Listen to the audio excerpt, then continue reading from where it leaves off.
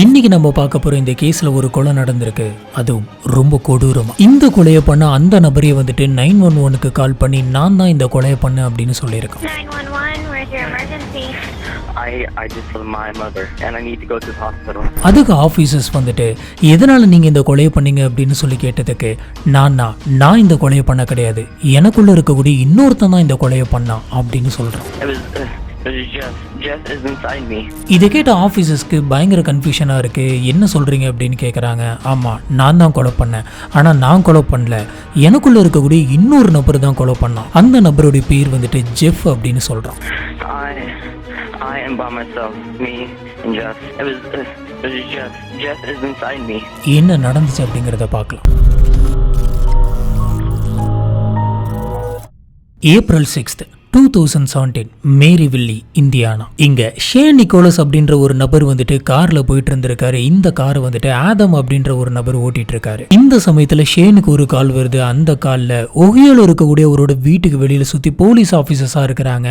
என்ன நடந்துச்சு அப்படின்னு தெரியல, ஏதோ பெரிய பிரச்சனை போல இருக்கு அப்படின்ற மாதிரி இவரோட வீட்டுக்கு பக்கத்து வீட்டுக்காரங்களா வந்துட்டு போன் பண்ணி சொல்லியிருக்காங்க. அந்த சமயம் இவர் ஒரு டிராவலிங்ல இருந்தாரு. இது அவருக்கு ரொம்பவே பதட்டமா இருந்திருக்கு. என்ன சொல்றீங்க, என்னோட வீட்டுல பிரச்சனையா அப்படின்ட்டு, என்னாச்சு தெரியல அப்படின்ற பயத்திலே வந்துட்டு டிராவல் பண்ணிட்டு இருக்காரு. அடுத்த கொஞ்ச நேரத்திலே வந்து பாத்தீங்கன்னா இவருக்கு ஒரு கால் வருது. கால் பேசுறது போலீஸ் ஆபீசர்ஸ். இந்த காலை ஷேன் வந்துட்டு அட்டன் பண்ணி பேசி இருக்காரு. அட்டன் பண்ண உடனே நாங்க போலீஸ் ஆபீசர்ஸ் பேசுறோம் அப்படின்னு சொன்ன உடனே இவருடைய பதட்டம் வந்துட்டு இன்னுமே அதிகமாகுது.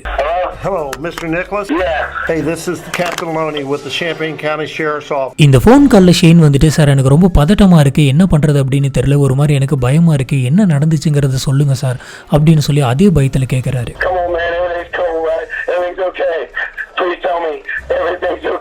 அதுக்கு போலீஸ் ஆஃபீஸர், சரி நீங்க கார் ஓட்டுறீங்களா இல்ல வேற யாராச்சும் ஓட்டுறாங்களா அப்படின்னு கேட்டதுக்கு ஷேன் வந்துட்டு, இல்ல சார் நான் கார் ஓட்டல, ஆதாம் அப்படின்ற என்னோட ஃப்ரெண்டு தான் கார் ஓட்டிட்டு இருக்காரு, நீங்க சொல்லுங்க எதுனாலும் சொல்லுங்க அப்படின்னு கேக்குறாரு. Are you driving right now? No, I'm not. Who's driving?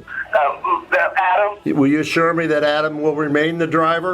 Yeah, I can't drive right now. I gotta know what's going on. இப்ப போலீஸ் ஆபீசர், இன்னைக்கு சாயந்தரம் 6 மணி அளவுல உங்க வீட்டுல ஒரு பெரிய அசம்பாவிதம் நடந்துருச்சு. இப்படி நடந்த அசம்பாவிதத்துல உங்களோட ஒய்ஃபான ஹெய்டி வந்துட்டு இறந்துட்டாங்க அப்படின்ற விஷயத்த சொல்றாங்க. And your wife has fallen victim as a result of that incident and she's deceased. இதை கேட்ட அவங்க ஹஸ்பண்டால டக்குன்னு அதை ப்ராசஸ் பண்ணவே முடியல. அவருக்கு பயங்கர ஷாக்கிங்கா இருக்கு. சார் என்ன சார் சொல்றீங்க அப்படின்னு கேட்டிருக்காங்க. ஆமா சார், நடந்ததான் நான் சொல்றேன். போலீஸ் ஆபீசர்ஸ் எல்லாருமே உங்க வீட்டுக்குள்ள தான் இருக்காங்க, உங்களுக்கு இந்த இன்ஃபர்மேஷனை கொடுக்கணும் அப்படிங்கிறதுக்காக தான் கால் பண்ணேன், நீங்க பத்திரமா வீட்டுக்கு வந்து சேருங்க அப்படின்னு சொல்றாங்க. மேற்கொண்டு ஷேன் கிட்ட போலீஸ் ஆபீசர்ஸ் அந்த போன் கால்லே வந்துட்டு பல விஷயங்களை கேட்டு தெரிஞ்சுக்கிறாங்க. அதுக்கு முன்னாடி உண்மையாலுமே என்ன நடந்துச்சு அப்படின்னு பார்த்தீங்கன்னா, அன்னைக்கு சாயந்தரம் 6 மணிக்கு அந்த வீட்டுக்குள்ள இருந்து 911க்கு ஒரு கால் வந்திருக்கு. இந்த காலை பண்ணது இந்த ஷேனுடைய 14 வயசு பையனான டோனோவன். 911க்கு கால் பண்ணி நான் என்னுடைய அம்மாவை கொலை பண்ணிட்டேன் அப்படின்னு சொல்றான். 911, where's your emergency? I just killed my mother and I need to go to the hospital. மேற்கொண்டு எனக்குமே சில காயங்களா இருக்கு, எமர்ஜென்சி சர்வீஸ் சீக்கிரமா வாங்க அப்படின்னு சொல்லி கூப்பிடுறான். இப்ப போலீஸ் ஆபீசர் வந்துட்டு டிரைவிங்ல இருக்கக்கூடிய ஷேனுக்கு கால் பண்ணதுக்கான ஒரு முக்கியமான காரணம் அவங்க ஒய்ஃப் இறந்துட்டாங்க அப்படின்ற இந்த விஷயத்த சொல்றது மட்டுமல்ல, கூடவே 14 வயசான அவங்க பையனை பத்தி விசாரிக்கிறதுக்கும் தான். உங்க வீட்டுல இருக்கக்கூடிய உங்களோட பையனை பத்தி சொல்லுங்க, உங்க பையனுக்கு என்ன ஏஜ் அப்படின்னு கேக்குறாங்க. அதுக்கு இவர் வந்துட்டு, என்னோட பையனுக்கு 14 வயசு தான் ஆகுது, அவனோட பேர் வந்துட்டு டோனோவன், அவன் நல்லா இருக்கானா சார், அவனுக்கு எதனாச்சும் பிரச்சனையா அப்படின்னு கேக்குறாங்க. அதுக்கு போலீஸ் ஆபீசர், அதெல்லாம் ஒண்ணும் இல்ல, நீங்க வாங்க நாங்க சொல்றோம். உங்களுக்கு ஜெஃப் அப்படின்னு சொல்லி யாரையாச்சும் தெரியுமா அப்படின்னு கேட்டிருக்காங்க. இதுக்கு ஷேன் வந்துட்டு யோசிச்சுட்டு, ஜெஃப் அந்த மாதிரி எனக்கு யாரையும் தெரியாது அப்படின்னு சொல்றாரு. Okay, let me ask you something. Have you ever heard of someone by the name of Jeff? Jeff. Yeah. No. Okay, no Jeff. அதுக்கப்புறம் போலீஸ் ஆஃபீஸர், டோனோவன் உங்ககிட்ட ஜெஃப்பை பற்றி எதனாச்சும் சொல்லியிருக்காரா, ஜெஃப் அப்படின்ற ஒருத்தன் இருக்கான் அப்படின்ற மாதிரி எதனாச்சும் உங்ககிட்ட டிஸ்கஸ் பண்ணியிருக்காரா அப்படின்னு கேட்குறாங்க. இதுக்கு ஷேன் வந்துட்டு இல்லை, அந்த மாதிரி யாருமே கிடையாது அப்படின்றத சொல்லிடுறாரு. Anybody like Jeff? Anybody that sounds like Jeff, you know? No. Okay. So Not at all. இதுக்கப்புறம் போலீஸ் ஆஃபீஸர், உங்களோட பையன் டோனோவனுக்கு எதனாச்சும் பிஹேவியர் ப்ராப்ளம் இருக்கா, அவன் கொஞ்சம் மோசமாக எதனாச்சும் நடந்துப்பானா இல்லை ப்ராப்பராக இருப்பானா அப்படின்ற மாதிரி கேட்குறாங்க. has he been any behavior problem or anything to you? Never. அதுக்கு ஷேன், என்னோட பையன் வந்துட்டு ரொம்பவே பொலைட்டா இருப்பான் சார், அவன் யாரோட வம்புக்கும் போக மாட்டான், ரொம்பவே அமைதியான ஒரு பையன், ரொம்பவும் இன்டெலிஜென்ட்டான ஒரு பையன், ரொம்பவே ஸ்மார்ட்டான ஒரு பையன் அப்படின்னு சொல்றாரு. The boy is soft-spoken. He's a genius. He's very, very smart. இதுக்கு முன்னாடி உங்க பையன் யாரையாச்சும் தாக்குற மாதிரி அடிக்கிற மாதிரி எதனாச்சும் பண்ணியிருக்கானா அப்படின்னு கேட்குறாங்க. அதுக்கு டோனோவனுடைய அப்பா இல்லை சார், இது வரைக்குமே யாரையுமே அந்த மாதிரி தாக்குனதே இல்லை, அவன் ரொம்பவே அமைதியான ஒரு பையன் சார் அப்படின்னு சொல்றாரு. Has he ever inflicted harm to any family member or anything like that? Never. No harm to anyone? Never. இப்ப டோனோவனுடைய அப்பாவான ஷேனுக்கு ஜெஃப் அப்படின்ற ஒரு நபரை பத்தின எந்த ஒரு டீட்டெயிலுமே தெரியல. போலீஸ் ஆபீசர்ஸ் ஏன் ஜெஃப்ன்ற நபரை பத்தி உங்களுக்கு தெரியுமா அப்படின்னு கேட்கறதுக்கு ஒரு முக்கியமான காரணம் இருக்கு. நம்மளோட சேனல்ல நம்ம கிரைம், மிஸ்ட்ரி, ஹாரர் அப்படின்னு சொல்லி நிறைய டாபிக்ஸ் வந்துட்டு கவர் பண்ணிட்டு இருக்கோம். நம்மளோட வீடியோஸ் எல்லாமே உங்களுக்கு பிடிச்சிருந்தது அப்படின்னா மறக்காம லைக் பண்ணுங்க, நம்மளோட சேனலுக்கு சப்போர்ட் பண்ணி சப்ஸ்கிரைப் பண்ணுங்க. ஹலோ ஃப்ரெண்ட்ஸ், நான் உங்க Sami. Welcome to the spot.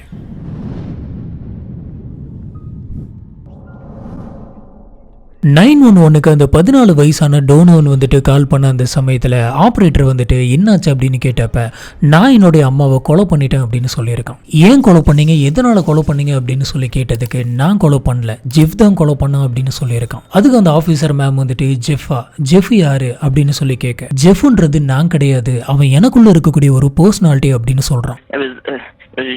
Jeff is inside me. இதை நான் உங்களுக்கு எப்படி எக்ஸ்பிளைன் பண்ணுவேன், எனக்கு எப்படி எக்ஸ்பிளைன் பண்ணுறது அப்படின்னே தெரியல, அவன் எனக்குள்ளே தான் இருக்கான், அவன் என்ன மீறி வந்துட்டு வெளியில் வரான் அப்படின்லாம் வந்துட்டு சொல்லியிருக்கான். சரி, உங்கள் அம்மாவுக்கு என்னாச்சு, அவங்க இப்போ உயிரோடு இருக்காங்களா அப்படின்ற மாதிரி கேட்டதுக்கு இவன் இல்லை, எங்கள் அம்மா உயிரோடு இல்லை, அவங்கள ஜெஃப் வந்துட்டு ரொம்ப கொடூரமாக கொலை பண்ணிட்டான் அப்படின்னு சொல்கிறான்.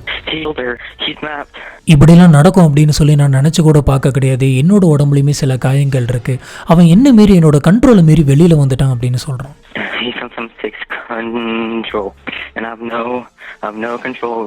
டோனோவனுடைய அப்பாவான ஷேன் வந்துட்டு டோனோவன் ரொம்பவே ஸ்மார்ட்டான, ரொம்பவே அமைதியான ஒரு பையன் அப்படின்னு சொல்லி இருந்திருப்பாரு. ஆனா டோனோவன் இப்ப பேசுறது எல்லாத்தையுமே பார்க்கும்போது ரொம்பவே விசித்திரமா இருக்கு.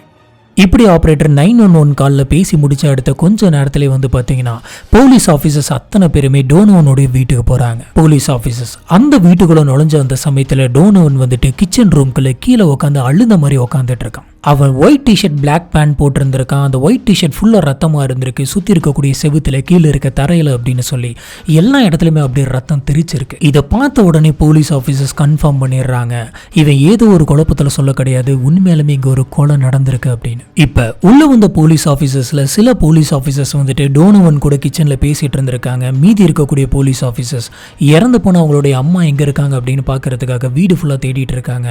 மேலே இருக்கக்கூடிய அப்ஸ்டேர்ஸ்க்கு போகிறாங்க. இப்போ டோனோவன் கிட்ட இருந்த போலீஸ் ஆஃபீஸர் வந்துட்டு உங்கள் அம்மா உயிரோடு இருக்காங்களா அப்படின்னு சொல்லி கேட்டதுக்கு டோனோவன் இந்த வீட்டில் எங்களை தவிர யாருமே உயிரோடு இல்லை அப்படின்ற ஒரு பதிலை சொல்கிறான். டோனோவன் கிட்ட இருந்த போலீஸ் ஆஃபீஸர் வந்துட்டு ஜெஃப் வந்து உன்னுடைய அம்மாவை கொலை பண்ணிட்டான் அப்படின்னு சொல்கிறேன், இதுதான் முதல் தடவையா, இல்லை இதுக்கு முன்னாடி யாரையாச்சும் ஜெஃப் வந்துட்டு கொலை பண்ணியிருக்கானா, இல்லை இதுக்கு முன்னாடி வேற யாரையாச்சும் கொலை பண்ணணும் அப்படின்ற மாதிரி உனக்குள்ள இருக்கக்கூடிய ஜெஃப் வந்துட்டு உங்ககிட்ட சொல்லியிருக்கானா அப்படின்னு கேட்குறாங்க. அதுக்கு டோனோவன் வந்துட்டு இல்லை இதுதான் ஃபர்ஸ்ட் டைம் அப்படின்னு சொல்கிறான். சரி, நீ சொல்கிற ஜெஃப் வந்துட்டு உன்னோட உடம்புக்குள்ள எவ்வளோ நாளாக இருக்கான் அப்படின்னு கேட்டதுக்கு இப்போதான் பக்கமாக ஒரு 3 மாசமா அவன் என் உடம்புக்குள்ள இருக்கான், அவன் என்ன மீறி வெளியில் வரான் அப்படின்னு சொல்கிறான். இப்போ படி ஏறி மேலே போன போலீஸ் ஆஃபீஸர்ஸ் மேலே இருக்கக்கூடிய அந்த பெட்ரூமில் ரொம்ப மோசமான ஒரு விஷயத்தை பார்க்குறாங்க.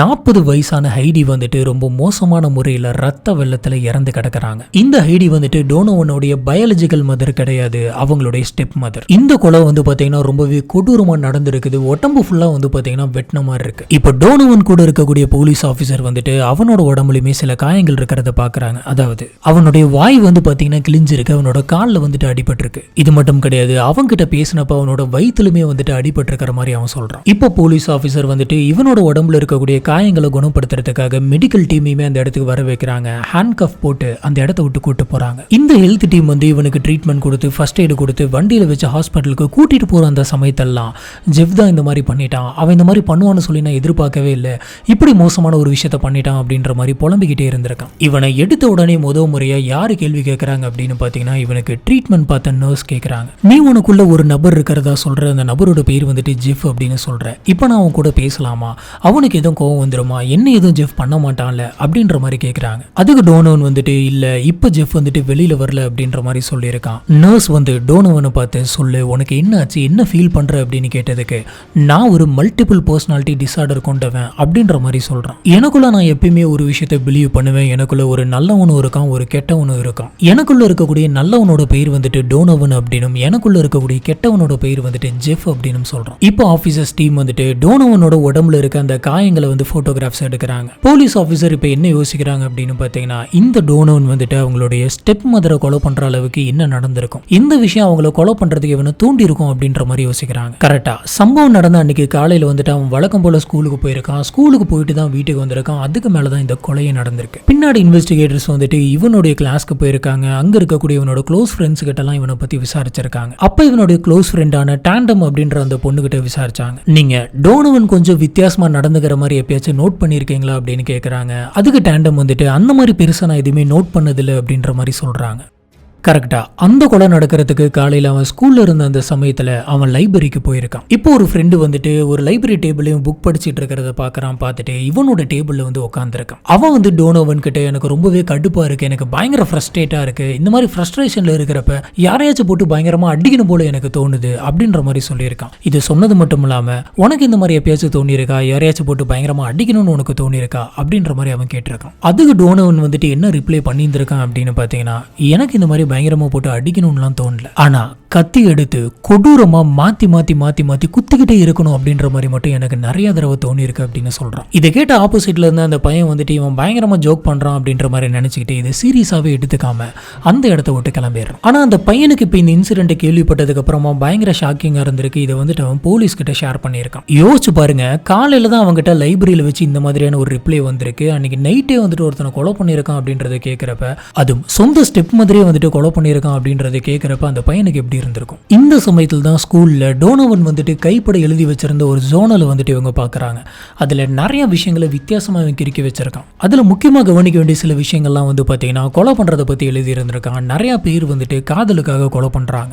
டோனோவன் ஒரு கொலையை பண்ணா எதுக்காக பண்ணுவான் அப்படின்ற மாதிரி ஒரு கொஸ்டின் மார்க் போட்டிருந்திருக்கான். இந்த டீட்டெயில்ஸ் வந்துட்டு போலீஸ் ஆஃபீஸர்ஸ்க்கு ரொம்ப வித்தியாசமாக இருந்தது. இப்போ போலீஸ் ஆஃபீஸர்ஸ் டோனோவன் வந்துட்டு ஸ்கூலில் எப்படி இருந்தான் அப்படின்ற எல்லா விஷயத்தையுமே தெரிஞ்சுக்கிட்டாங்க.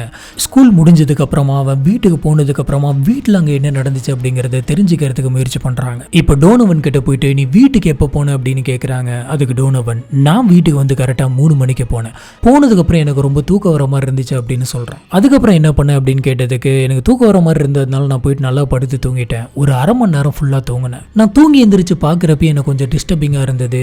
எனக்குள்ளே இருந்த ஜெஃப் வந்துட்டு வெளியில் வர மாதிரி இருந்தது. எனக்கு என்ன பண்ணுறது அப்படின்னே தெரியல அப்படின்ற மாதிரி சொல்கிறான். இதை கேட்ட போலீஸ் ஆஃபீஸர் வந்துட்டு, இந்த மாதிரி ஜெஃப் அப்படின்ற ஒரு கேரக்டர் உனக்குள்ள இருக்குது அப்படின்ற விஷயத்த நீ உன்னுடைய அப்பா அம்மா கிட்ட ஷேர் பண்ணிருக்க அப்படின்னு கேக்குறாங்க. அதுக்கே வந்துட்டு இல்ல, நான் இந்த விஷயத்தை என்னோட அப்பா அம்மா கிட்ட சொல்லல, சொன்னாலும் அவங்க நம்ப மாட்டாங்க அப்படின்னு சொல்லி எனக்கு தெரியும், அதனாலதான் நான் சொல்லல அப்படின்னு சொல்றேன். உடனே போலீஸ் ஆபீசர், சரி உன்னுடைய அப்பா அம்மா கிட்ட சொல்ல, இந்த விஷயம் ஒன்ன தவிர வேற யார் யாருக்கெல்லாம் தெரியும், வேற யாருக்கிட்ட இதை நீ டிஸ்கஸ் பண்ணிருக்க அப்படின்னு கேக்குறாங்க. இதுக்கு டோனோவன் வந்துட்டு, ஆமா இதை பத்தி நான் டிஸ்கஸ் பண்ணிருக்கேன், 2 பேர்த்திட்ட இதை பத்தி நான் பேசியிருக்கேன் அப்படின்னு சொல்றான். ஒன்னு கிளாஸ்ல இருக்கக்கூடிய அவனோட ஃப்ரெண்டான டாண்டம், இன்னொன்னு மெடிசன் அப்படின்ற ஒரு பொண்ணு அப்படின்னு சொல்றான். இப்ப டாண்டம் யார் அப்படின்றது போலீஸ் ஆபீசர்ஸ்க்கு தெரியும், இவனுடைய கிளாஸ்மேட். இந்த மேடிசன் அப்படின்ற பொண்ணு யார் அப்படின்ற மாதிரி கேட்குறாங்க. அந்த பொண்ணு உன்னுடைய ஸ்கூலா இல்லை உன்னோட கிளாஸா அப்படின்னு கேட்குறாங்க.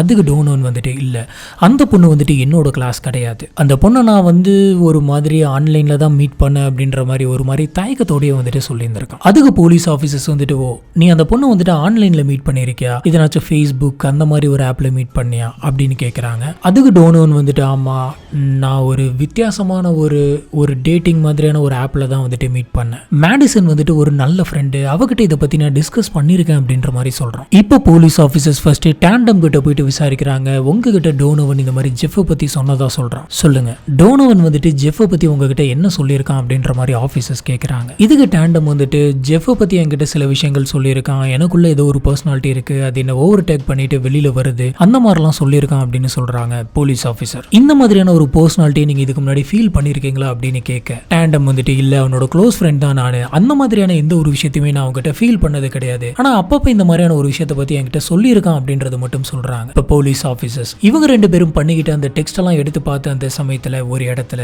எனக்கு கொல்றது அப்படிங்கிறது ரொம்ப பிடிச்சிருக்கு, நான் வந்து டெவிலோடைய குழந்தை, எனக்கு கத்தி எடுத்து ஒருத்தங்களை 60-70 முறை மாத்தி மாத்தி குத்திட்டே இருக்கணும்ன்ற ஒரு ஆசை இருக்கு அப்படின்ற மாதிரிலாம் வந்துட்டு டெக்ஸ்ட் பண்ணியிருக்கான். இந்த இன்வெஸ்டிகேஷன்ல டாண்டம் வந்துட்டு போலீஸ் ஆஃபீஸர்ஸ் கிட்ட இன்னொரு விஷயத்த சொல்றாங்க. அதிகமா வந்துட்டு வந்துட்டு ஒரு பொண்ணு கூட தான் பேசிட்டு இருப்பான். அந்த பொண்ணு தான் அவனுடைய கேர்ள் ஃப்ரெண்ட். அந்த கேர்ள் ஃப்ரெண்டோட பேர் வந்துட்டு மேடிசன். நீங்க இந்த விஷயங்களை பத்தி டோனோவனுடைய கேர்ள் ஃப்ரெண்டான மேடிசன் கிட்ட பேசுனீங்க அப்படின்னு சொன்னா கண்டிப்பா ஒரு கிளாரிட்டி கிடைக்கும் அப்படின்ற மாதிரி சொல்றாங்க. இப்போ போலீஸ் ஆஃபீஸர்ஸ் அந்த மேடிசன் யார் அப்படின்றத தேட ஆரம்பிக்கிறாங்க. பெருசாக அவங்களுக்கு எந்த ஒரு இன்ஃபர்மேஷனுமே கிடைக்கல. ரொம்ப நேரம் தேடினதுக்கு அப்புறமா போலீஸ் ஆஃபீஸர்ஸ்க்கு அந்த மேடிசனுடைய ஃபேஸ்புக் பேஜ் ஒன்று கிடைக்குது. போலீஸ் ஆஃபீஸர்ஸ் இந்த ஃபேஸ்புக் பேஜில் என்ன இருக்கு, இவங்க என்ன டெக்ஸ்ட் பண்ணியிருக்காங்க அப்படின்றத பார்க்கறதுக்காக அந்த ஃபேஸ்புக் பேஜுக்குள்ளே போகிறாங்க. இப்படி இவங்க உள்ள போனப்போ அவங்க சில ஃபோட்டோஸ்லாம் பார்க்குறாங்க. அந்த ஃபோட்டோஸ்லாம் பார்த்த போலீஸ் ஆஃபீஸர்ஸ்க்கு பயங்கரமான ஷாக் ஒன்று காத்துக்கிட்டு இருக்கு. அப்படி அவங்களோட ஃபேஸ்புக் அக்கௌண்ட்டுக்குள்ளே எந்த மாதிரியான ஃபோட்டோஸ்லாம் இருந்தது அப்படின்னு பார்த்தீங்கன்னா ஜெஃப் அப்படின்ற ஒரு கேரக்டரை பற்றின ஃபோட்டோஸ்லாம் இருந்தது.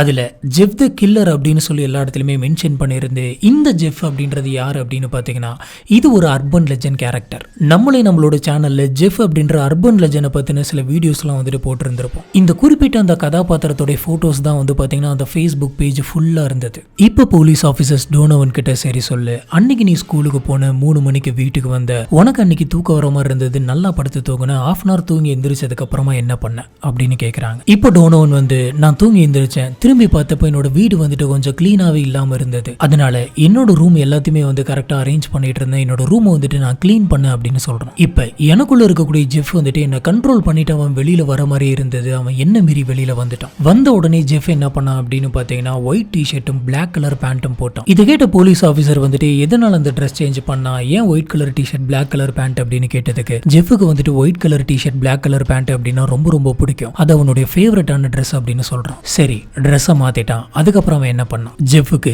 சிரிக்கிறது அப்படின்னா ரொம்ப பிடிக்கும். அவன் என்ன மீறி பயங்கரமா சிரிச்சுக்கிட்டு இருந்தான். அந்த சமயத்துல அவனால ஒரு கட்டத்துக்கு மேல சிரிக்க முடியல. அவனுக்கு இன்னுமே நல்லா சிரிக்கணும் அப்படின்ற ஆசை இருந்தது. அதனால கிச்சன் ரூமுக்கு போயிட்டு அங்க இருக்கக்கூடிய கத்தி எடுத்துட்டு வந்து இந்த மாதிரி வாயை கிழிச்சுக்கிட்டான் அப்படின்னு சொல்றான். இப்பதான் போலீஸ் ஆபீசர்ஸ்க்கு ஒரு விஷயம் தெரியுது, அவனுடைய வாயை வந்துட்டு அவனே தான் இந்த மாதிரி கிழிச்சுக்கிட்டு இருந்திருக்கான் அப்படின்னு. இப்ப போலீஸ் ஆபீசர்ஸ் வந்துட்டு சரி இந்த மாதிரி தான் நீ கத்தி எடுத்துட்டு போயிட்டு கிச்சன்ல கிழிச்சுக்கிட்டியா அப்படின்னு கேக்குறாங்க.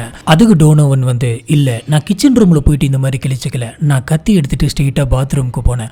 ஏன்னா பாத்ரூம்ல தான் கண்ணாடி இருக்கும், கண்ணாடி பார்த்துக்கிட்டே என்னோட 2 வாயும் வந்துட்டு கத்தியால கிழிச்சுக்கிட்டேன் அப்படின்னு சொல்றான். இப்படி கிழிச்சுக்கிட்டது மூலியமா தான் ஜெஃப்னால ரொம்பவே நல்லா சிரிக்க முடிஞ்சது அப்படின்னு சொல்றான். இவன் சொல்ற இந்த விஷயங்கள் எல்லாத்தையுமே பாக்குறப்ப அந்த ஃபேஸ்புக் அக்கௌண்ட்ல இருந்த அந்த போட்டோஸ் இருக்கக்கூடிய அந்த ஜெஃப் அப்படின்ற கேரக்டர் கூட மேட்ச் ஆகிற மாதிரி இருந்திருக்கு. வாயை கிழிச்சுக்கிறது, அந்த ஒயிட் கலர் ஷர்ட், அப்புறம் பிளாக் கலர் பேண்ட், இதெல்லாம். இதுக்கப்புறமா ஜெஃப் வந்துட்டு கத்தியை கீழே போட்டான். அவனுக்கு என்ன பண்றது அப்படின்னே தெரியல. இங்கேயும் எங்கேயும் நடந்துகிட்டு இருந்தான், பயங்கரமா சிரிச்சுக்கிட்டு இருந்தான். அவனை கண்ட்ரோலே பண்ண முடியல. எனக்கும் அந்த சமயத்துல கிளியரா என்ன நடந்துச்சு அப்படிங்கிறது ஞாபகத்துல இல்ல அப்படின்னு சொல்றான். நான் அப்ஸ்டர்ல இருக்கக்கூடிய என்னுடைய அம்மா வந்துட்டு கூப்பிட்டேன், மாம் கீழே வாங்க, நான் உங்ககிட்ட கொஞ்சம் பேசணும் அப்படின்ற மாதிரி கூப்பிட்டேன். இப்போ போலீஸ் ஆஃபீஸர்ஸ் சரி ஜெஃபுக்கு வந்துட்டு உன்னுடைய ஸ்டெப் மதரை பிடிக்காம இருந்திருக்கலாம், ஆனா உனக்கு உன்னுடைய ஸ்டெப் மதரை பிடிக்கும் தானே, நீ வந்து ஜெஃபை தடுத்து நிறுத்தி இருக்கலாம்ல அப்படின்ற மாதிரி கேட்கறாங்க. அதுக்கு இவன் வந்துட்டு இல்ல, ஜெஃபை தடுக்கிற அளவுக்கு நான் இல்ல, அவன் எல்லாம் மீறி போயிட்டான் அப்படின்னு சொல்றான். இப்போ அம்மா வந்துட்டு ஜெஃப் கூப்பிட்டான் அப்படிங்கறதுனால அப்ஸ்டர்ஸ்ல இருந்து இறங்கி வந்துட்டு இருந்தாங்க. அவங்க வந்த உடனே ஜெஃப் வந்துட்டு அம்மாவை பாசமா கட்டி பிடிச்சான். உடனே அம்மாவும் என்னாச்சு உனக்கு அப்படின்னு கேட்டாங்க. அப்பதான் வாயில கிழிச்சிருக்க இந்த விஷயத்த பார்த்தாங்க. பார்த்த உடனே என்னாச்சு, இந்த மாதிரி வாய் கிழிஞ்சிருக்கு, என்ன பிரச்சனை உனக்கு, என்னாச்சு அப்படின்னு சொல்லி பதட்டத்துல கேட்டிருக்காங்க. அந்த சமயம் ஜெஃப் வந்துட்டு கொஞ்சம் கூட யோசிக்காம அவங்க கிட்ட இருக்கக்கூடிய கிச்சன் கத்தி எடுத்து சர்ற மாதிரி அம்மாவை குத்த ஆரம்பிச்சிட்டான். இப்ப போலீஸ் ஆபீசர்ஸ் வந்துட்டு உன்னுடைய அம்மாவோட பேக் சைட்ல கத்தியால குத்துனியா அப்படின்ற மாதிரி கேட்டிருக்காங்க. அதுக்கு அவன் வந்துட்டு இல்ல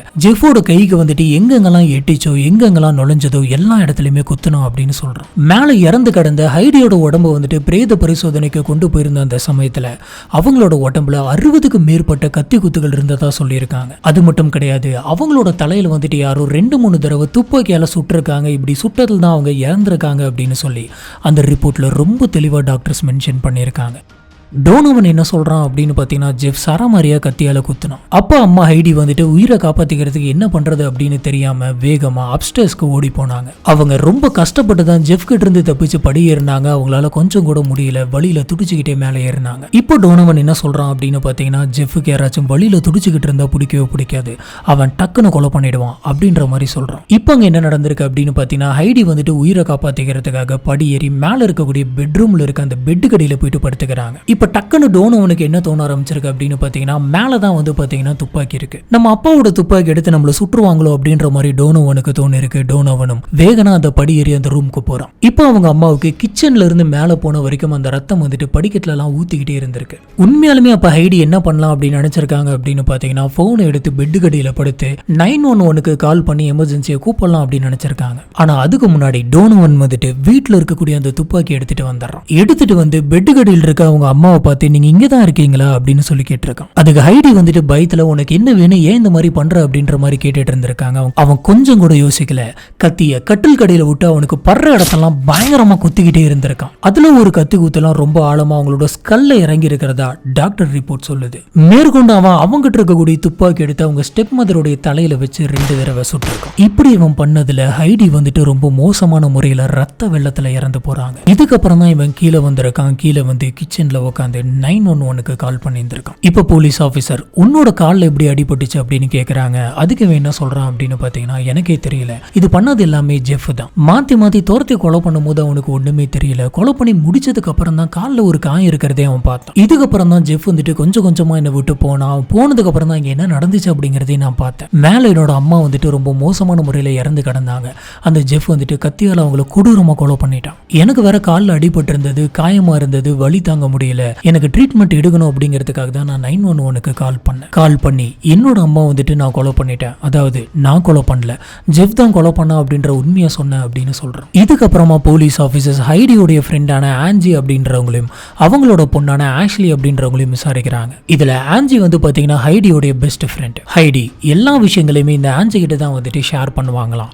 அதே மாதிரி ஆஷ்லி வந்து சின்ன வயசுல டோனோவனுக்கு பேபி சிட்டரா இருந்திருக்காங்க. ஆஷ்லி என்ன சொல்றாங்க அப்படின்னு பாத்தீங்கன்னா டோனோவன் சின்ன வயசுல இருந்தே ரொம்பவே அமைதியான ஒரு பையன் தான், ஆனா சில சமயங்கள்ல கொஞ்சம் விசித்திரமா நடந்துப்போம் அப்படின்னு சொல்றாங்க. இதுக்கப்புறமா போலீஸ் ஆபீசர்ஸ் ஹைடியோடைய ஃப்ரெண்டான ஆன்ஜி கிட்ட விசாரிச்ச அந்த சமயத்தில் தான் போலீஸ் ஆபீசர்ஸ்க்கு ஒரு கிளாரிட்டியே கிடைக்குது. நிறைய விஷயங்கள் அப்பதான் உங்களுக்கு தெரியுது. போலீஸ் ஆபீசர்ஸ் இந்த ஆன்ஜி கிட்ட ஹைடிக்கும் அவங்க பையனான டோனோவனுக்குமான அந்த உறவு வந்துட்டு எப்படி இருந்தது அப்படின்னு கேட்கறாங்க. அதுக்கு ஆன்ஜி வந்துட்டு ஹைடி இதை பத்தி என்கிட்ட நிறைய ஷேர் பண்ணிருக்கா, அவளுக்கும் டோனோவனுக்கும் கொஞ்சம் கூட ஒத்தே வரல. சொல்ல போனா டோனோவனை வச்சு ஹைடிக்கும் அவங்களோட ஹஸ்பண்டான ஷேனுக்கும் எக்கச்சக்கமான பிரச்சனைகள் வந்துட்டே இருக்கும். டோனோவனை வச்சு அவங்க 2 பேருமே நிறைய சண்டைகள்லாம் போட்டதா வந்துட்டு அவங்க சொல்லியிருக்காங்க. டோனோவன் ரொம்பவே விசித்திரமா நடந்துக்கிறான், அவன் நார்மலாவே இல்ல, அவன் ஒழுக்கமாவே வளர மாட்டேங்கிறான், அவனை ஒழுங்கான வழிக்கு நான் கொண்டு போகணும்னு நினைக்கிறேன் அப்படின்ற மாதிரி பல தடவை ஹைடி வந்துட்டு என்கிட்ட ஷேர் பண்ணியிருக்கா. அது மட்டும் இல்லாம கடைசி ஒரு 2-2.5 மாசமா டோனோவன் வந்துட்டு கொஞ்சம் வித்தியாசமா நடந்துக்கிறதா என்கிட்ட ஷேர் பண்ணான். இதனால ஹைடி வந்து ஷேன் கிட்ட போயிட்டு நம்ம பையனை கரெக்டான ட்ரீட்மெண்ட்டுக்கு கூட்டிட்டு போனோம், அவனுக்கு நிறைய அட்வைஸ் பண்ணணும், அப்பதான் அவன் நல்லா வளருவான் அப்படின்ற மாதிரி சொல்லியிருக்காங்க.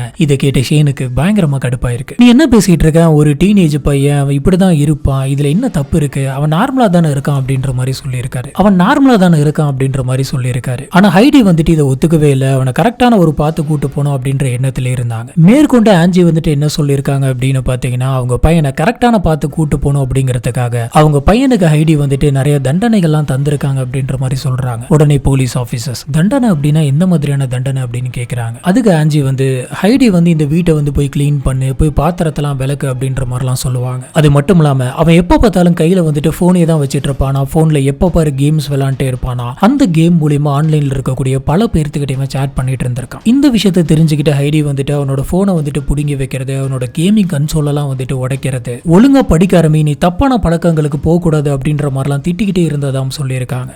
இது கேட்ட போலீஸ் ஆஃபீஸர் வந்துட்டு இது தண்டனைலாம் கிடையாது, ஹைடி வந்துட்டு அவங்களோட பையனுக்கு ஒரு கரெக்டான வழியை காட்டணும் அப்படின்னு நினைச்சிருக்காங்க. இது வழக்கமா எல்லா பேரண்ட்ஸ்குள்ளயுமே நடக்கக்கூடிய ஒரு விஷயம் தான். மற்றபடி பிசிக்கலா எதனாச்சும் துன்புறுத்தினாங்களா அப்படின்னு கேட்டதுக்கு இல்ல, ஹைடி டோனோவன் மேல கொஞ்சம் கூட கையை வைக்க மாட்டாங்க, அடிக்க மாட்டாங்க, அந்த மாதிரி பிசிக்கலா கஷ்டப்படுத்தினது கிடையவே கிடையாது அப்படின்னு சொல்றாங்க. இது கூட ஆன்ஜி வந்துட்டு இன்னொரு விஷயத்த சொன்னாங்க. அது என்ன அப்படின்னு பாத்தீங்கன்னா கரெக்டா இந்த கொலை நடக்கிறதுக்கு முன்னாடி ஹைடி வந்து எனக்கு ரொம்ப பதட்டமா போன் பண்ணி பேசினாங்க, என்னாச்சு அப்படின்னு சொல்லி கேட்டதுக்கு என்னோட பையன் வந்துட்டு ரொம்ப கேட்டு போயிட்டான். அவன் ஆன்லைன்ல ஏதோ ஒரு பொண்ணு கூட தப்பான சாட்ஸ் வீடியோ கால்ஸ் எல்லாம் பண்ணிட்டு இருந்தான், அதை நான் பார்த்துட்டேன். அவன் என்கிட்ட கையும் களவுமா வந்து மாட்டிக்கிட்டான். இதை பத்தி ஷான் கிட்ட சொல்லணும், ஷானும் வந்துட்டு ஊர்ல இருக்க கிடையாது, ஷான் வந்துட்டு பிசினஸ் விஷயமா வெளில போயிருக்காரு, அவர் மேபி டிரைவிங்ல கூட இருக்கலாம், அதனால சொல்ல முடியாது. அவர் வீட்டுக்கு வந்த உடனே இந்த விஷயத்தை பத்தி பேசி ஒரு முடிவு எடுக்கணும், அவனை கரெக்டான ஒரு பார்த்து கொண்டு போகணும் அப்படின்ற மாதிரி சொன்னாங்க அப்படின்னு ஆன்ஜி வந்துட்டு சொல்றாங்க. இது கிட்ட போலீஸ் ஆபீசர்ஸ்க்கு என்ன தோணுது அப்படின்னு பாத்தீங்கன்னா ஒருவேளை இதுக்காக கூட இந்த மாதிரி நடிக்கிறானோ அப்படின்ற மாதிரி தோணுது. பட் இருந்தாலும் இந்த மாதிரியான விஷயங்கள் வந்துட்டு அவன் இப்ப பண்ண கிடையாது. முன்னாடியில இருந்தே அந்த ஜெஃப்ன்ற ஒரு நபரை பத்தி நிறைய பேர்கிட்ட சொல்லியிருக்கான். இப்ப போலீஸ் ஆபீசர்ஸ் டோனோவன் கிட்ட யார் அந்த ஜெஃப்னு கேட்டிருக்காங்க. இப்ப அவன் போலீஸ் ஆபீசர்ஸ் கிட்ட ஜெஃப் அப்படிங்கிறது ஒரு அர்பன் லெஜெண்ட், கிரீப்பி பாஸ்தா அப்படின்னு அப்படி ஒரு பையன் இருந்திருக்கான். அவங்க வீடு மாதிரி போயிருக்காங்க. அந்த சமயத்துல இந்த மாதிரி நடந்துச்சு, அவன் எல்லாத்தையுமே கொலை பண்ணிட்டான் அப்படின்ற மாதிரியான அந்த அர்பன் லெஜெண்ட் கதைகளை வந்துட்டு சொல்லியிருக்கான். இதை கேட்ட போலீஸ் ஆபீசர்ஸ்க்கு பயங்கர ஷாக்கிங்கா இருந்திருக்கு. ஏன்னா அது எல்லாமே வெறும் கிரீப்பி பாஸ்தா, அதாவது கற்பனையை எழுதி ஆன்லைன்ல போடக்கூடிய சில கதைகள் தான். இவன் ஜெஃப் அப்படின்ற அந்த கேரக்டர் மட்டும் இல்லாம ஸ்லிண்டர் மேன் அப்படின்ற அந்த கேரக்டர் மேலயுமே பயங்கர ஈடுபாடோட இருக்கான். இந்த ஸ்லிண்டர் மேன் அப்படின்ற கேரக்டர் பத்தியுமே இதுக்கு முன்னாடி நம்ம ஒரு வீடியோ போட்டிருக்கோம். இந்த எல்லா விஷயங்களுமே பண்ணது நான் கிடையாது, எனக்குள்ள இருக்கக்கூடிய அந்த ஜெஃப் தான் அப்படின்ற மாதிரி இவன் திரும்பி திரும்பி சொல்லிட்டே இருந்திருக்கான். இவனை கூட்டிட்டு போயிட்டு நிறைய ஹாஸ்பிட்டல்ல டெஸ்ட் பண்ணிருக்காங்க. இது அவனுடைய சுயநினைவோட தான் அவன் பண்ணிருக்கான் அப்படின்ற மாதிரி தெரியுது. இப்ப சைக்காலஜிஸ்ட்லாம் வந்துட்டு என்ன சொல்றாங்க அப்படின்னு பாத்தீங்கன்னா, மல்டிபிள் பர்சனாலிட்டி டிசார்டர் இல்ல ஸ்பிளிட் பர்சனாலிட்டி இதெல்லாம் இருந்துச்சு அப்படின்னு சொன்னா ஹோஸ்டுக்கு வந்துட்டு மீதி இருக்கக்கூடிய பர்சனாலிட்டிஸ், அதாவது அவனுக்குள்ள இருக்கக்கூடிய பர்சனாலிட்டியா சொல்லப்படக்கூடிய அந்த பர்சனாலிட்டிஸ் எல்லாம் என்ன பண்ணுது அப்படின்ற விஷயங்கள்லாம் தெரியாது. இதுல ஹோஸ்ட் அப்படின்னு சொல்லி டாக்டர் மென்ஷன் பண்றது வந்துட்டு டோனோவன். ஏன்னா டோனோவன் அப்படிங்கிறது உண்மை. மீதி அவருக்குள்ள எதனாச்சும் கேரக்டர்ஸ் இருந்துச்சு அப்படின்னு சொன்னா அந்த கேரக்டரா டோனோவன் வந்துட்டு மாறினதுக்கு அப்புறமா அந்த கேரக்டர், அதாவது ஜெஃப் வந்துட்டு என்னென்னலாம் பண்ண அப்படின்ற விஷயங்கள்லாம் ஹோஸ்டா இருக்கக்கூடிய டோனோவனுக்கு தெரிஞ்சிருக்காது. ஒரு உதாரணத்துக்கு நம்ம அன்னியின் படத்தை எடுத்துப்போம். அது வந்து மல்டிபிள் பர்சனாலிட்டி டிசார்டர் பத்தின ஒரு படம். இந்த படத்துல மொத்தம் 3 கேரக்டர் இருக்கும். ஒன்னு வந்து அம்பி வந்துட்டு ஒரிஜினல், அதாவது ஹோஸ்ட். அந்த அம்பிக்குள்ள வந்து பாத்தீங்கன்னா 2 பர்சனாலிட்டிஸ் இருக்கும். ஒன்னு ரெமோ, இன்னொன்னு அன்னியன். இதுல அன்னியனுக்கு வந்துட்டு அம்பியை பத்தி தெரியும், அதே மாதிரி ரெமோவுக்கும் அம்பியை பத்தி தெரியும். அம்பி எந்தெந்த மாதிரியான ஆக்டிவிட்டிஸ் எல்லாம் பண்ணுவான், அவன் எந்த மாதிரியான மைண்ட் செட்ல இருக்கிறவன், எப்படி நடந்துப்பான் அப்படின்ற எல்லாமே தெரியும். ஆனா அப்படியே ஹோஸ்டுக்கு நீங்க போனீங்க அப்படின்னு சொன்னா, அதாவது அம்பிக்கு வந்து தனக்குள்ள அன்னியன் ரெமோ அப்படின்ற 2 கேரக்டர் வந்துட்டு போறதே தெரியாது. இது ஜஸ்ட் நான் ஒரு எக்ஸாம்பிளுக்காக தான் சொன்னேன். இதுதான் வந்து பாத்தீங்கன்னா உண்மையாலுமே நடக்கும் அப்படின்னு சொல்றாங்க. ஹோஸ்டா இருக்கக்கூடிய டோனோவனுக்கு உள்ள வந்துட்டு போற ஜெஃப்ங்கிறது யாருன்னே தெரிஞ்சிருக்காது. ஆனா இந்த கேஸ்ல நீங்க பாத்தீங்க அப்படின்னு சொன்னா, எனக்கு ஸ்பிளிட் பர்சனாலிட்டி இருக்கு, நான் வந்து மல்டிபிள் பர்சனாலிட்டி டிசார்டர் அப்படின்ற மாதிரிலாம் அந்த பையன் வந்துட்டு சொல்லியிருக்காரு. ஆனா ஜெஃப் வந்துட்டு என்ன பண்ணா, எந்த மாதிரி நடந்துகிட்டான், எப்படி சிரிச்சான், என்ன பண்ண சொன்னா அப்படின்ற எல்லாத்தையுமே டோனோவன் வந்துட்டு ஒண்ணு விடாம தெளிவா சொல்றதா வந்து பாத்தீங்கன்னா இந்த மொத்த கேஸ்லயுமே வந்துட்டு இடிக்குது. இந்த விஷயங்கள் எல்லாமே வந்து பாத்தீங்கன்னா கோர்ட்டுக்கு வருது. கோர்ட்ல இந்த கேரக்டர் இது எதுவுமே வந்துட்டு எடுத்துக்கல. ஜூலை 2018 வந்துட்டு இந்த டோனோவனுக்கு 25 வருஷம் ஜெயில் தண்டனை அப்படின்ற மாதிரி கொடுக்கறாங்க. இந்த கொலை நடந்த அந்த சமயத்துல டோனோவனுக்கு வெறும் 14 வயசு தான், 18 வயசு கூட ஆகல. கரெக்டா தீர்ப்பு வந்ததுக்கு அப்புறமா டோனோவன் 5 வருஷம் ஜெயில இருந்து 5 வருஷம் கழிச்சு ஜூன் 15, 2023 மறுபடியும் இந்த கேஸ் வந்துட்டு கோர்ட்டுக்கு வருது. இப்போ டோனோவன் கேஸ் நடந்துட்டு இருந்த அந்த சமயத்துல நிறைய லாஸ் எல்லாம் வந்துட்டு மாறி இருந்தது, நிறைய ரைட்ஸ் எல்லாம் வந்துட்டு மாறி இருந்தது. இது எல்லாத்தையுமே மைண்ட்ல எடுத்துக்கிட்டு அந்த பையனுக்கு ஒரு லைஃப் இருக்கு அப்படின்ற மாதிரி பேசி 5 வருஷம் தண்டனையோட அவனை ரிலீஸ் பண்ணி வெளியில அமைச்சிருக்காங்க. இதுதான் இன்னைக்கு நம்ம பார்க்கறது இந்த கேஸ். இந்த கேஸோடைய ஆரம்பத்துல இருந்தே நம்மளுக்கு ஒரு டவுட் இருந்தது, உண்மையாலுமே ஜெஃப் அப்படின்ற கேரக்டர் உள்ள இருக்கானா, இல்ல இந்த கேஸ்ல இருந்து தப்பிக்கணும் அப்படிங்கிறதுக்காக ரொம்பவே ஸ்மார்ட்டா அவன் பிளே பண்றானா அப்படின்னு சைக்காலஜிஸ்ட் சொன்ன அந்த விஷயம் வந்து பாத்தீங்கன்னா இந்த கேஸோடைய ஆரம்பத்துல படிக்கும் போது நம்மளுக்கு தோணுச்சு. பொதுவாகவே இந்த மாதிரி ஸ்பிளிட் பர்சனாலிட்டிஸ் இருக்கவங்களுக்கு தனக்குள்ள ஒரு கேரக்டர் இருக்குது அப்படின்றதே தெரியாது. ஆனா இவனுக்கு ஜெஃப் அப்படின்ற கேரக்டர் எனக்குள்ள இருக்கு, அவன் வந்துட்டு என்ன ஆக்கிரமிக்கிறான், என்ன மீறி அவன் வெளியில வரான் அப்படின்ற மாதிரிலாம் வந்துட்டு சொல்லிட்டு இருந்திருக்கான். இப்போ இந்த கேஸை பொறுத்த வரைக்கும் ரெண்டு பாசிபிலிட்டி தான் இருக்கணும். ஒன்னு, அந்த பொண்ணு கிட்ட தப்பான மெசேஜஸ் எல்லாம் பண்ணிட்டு இருக்க அந்த சமயத்துல அவங்க அம்மா பாத்துறாங்க, இந்த விஷயத்த அப்பா கிட்ட சொல்றேன் அப்படின்னு சொல்றாங்க. தன்னுடைய அம்மா சொல்லிடக்கூடாது அப்படின்ற பயத்தினால கூட கத்தி எடுத்து குத்தி இருந்திருக்கலாம். அதுக்கப்புறம் மாத்தி குத்தி அவங்கள சுட்டு இருந்திருக்கலாம். சுட்டதுக்கு அப்புறமா என்ன பண்றதுன்னு தெரியல, நம்ம கண்டிப்பா மாட்டிப்போம் அப்படின்றது தெரிஞ்சுக்கிட்டே எனக்குள்ள ஜெஃப் இருக்கான், அவன் தான் இந்த கொலையை பண்ணான் அப்படின்னு சொல்லி ட்விஸ்ட் பண்ணி இருந்திருக்கலாம். ரெண்டாவது பாசிபிலிட்டி, உண்மையாலுமே வந்து பாத்தீங்கன்னா ஜெஃப் அப்படின்ற ஒரு பர்சனாலிட்டி வந்துட்டு இவனுக்குள்ள இருந்திருக்கலாம். இந்த பையனுக்கு அந்த அர்பன் லெஜெண்ட்ஸ், அந்த ஜெஃப் த கில்லர் அப்படின்ற அந்த கேரக்டர் வந்துட்டு ரொம்ப பிடிச்சி போனதுனால அந்த கேரக்டரை பத்தி திங்க் பண்ணி அவங்களோட ஃப்ரெண்ட்ஸ் கிட்டலாம் அந்த கேரக்டர்ஸை பத்தி பேசி தனக்குள்ளேயே அந்த மாதிரியான ஒரு கேரக்டர் இருக்கு அப்படின்னு சொல்லி அவனே வந்துட்டு அவனை நினைச்சுக்கிட்டு இருந்திருக்கலாம். இப்போ அந்த கேரக்டர் மேல அவனுக்கு இருந்த அந்த அதீத அப்சேஷனால கூட அவன் இந்த மாதிரி பண்ணி இருந்திருக்கலாம். இல்லைன்னா இது ரெண்டுத்தையுமே மிக்ஸ் பண்ண மாதிரி கூட இருந்திருக்கலாம். அந்த சமயத்துல நம்ம மாட்டிக்கிட்டோம் அப்படின்னு நினைச்சதுக்கு அப்புறமா இவங்களை எதனாச்சும் ஒண்ணு பண்ணணும், இவங்களை விடக்கூடாது அப்படின்னு யோசிச்ச அந்த சமயத்துல ஜெஃப் அப்படின்ற அந்த கேரக்டர் வந்து இவனே அவனோட மைண்ட்ல வந்துட்டு கிரியேட் பண்ணிக்கிட்டு அந்த கொலையை பண்ணியிருந்திருக்கலாம். இதுதான் இன்னைக்கு நம்ம பார்க்கறது இந்த கேஸ். இந்த கேஸை பத்தி உங்களுக்கு என்ன தோணுது அப்படிங்கறத கீழே இருக்கக்கூடிய கமெண்ட் பாக்ஸ்ல மறக்காம ஸ்பாட் பண்ணுங்க. நம்மளுடைய வீடியோஸ் எல்லாமே உங்களுக்கு பிடிச்சிருக்கு அப்படின்னு சொன்னா மறக்காம லைக் பண்ணுங்க, நம்மளோட சேனலுக்கு சப்போர்ட் பண்ணி சப்ஸ்கிரைப் பண்ணுங்க.